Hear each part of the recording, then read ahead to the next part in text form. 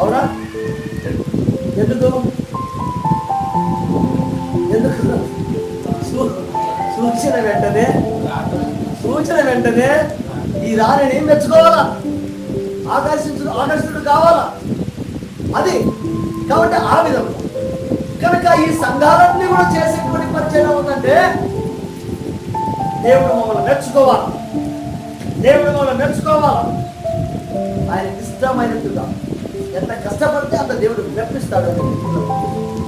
కనుక వీళ్ళు అన్ని చేస్తారు కానీ 5వ తరం తక్కువైందన్నమాట. ఏంటి? దేవుడు ఈ గడియకు ఏ పద్ధనో దానిని వారు స్వీకరించారు, తీసుకోరు. అక్కడే వారు సమస్తం. అందుకే ఆమె రాజైంది, వీళ్ళేమో కష్టం చేసి జీవితాన్ని కష్టం చేయాలి.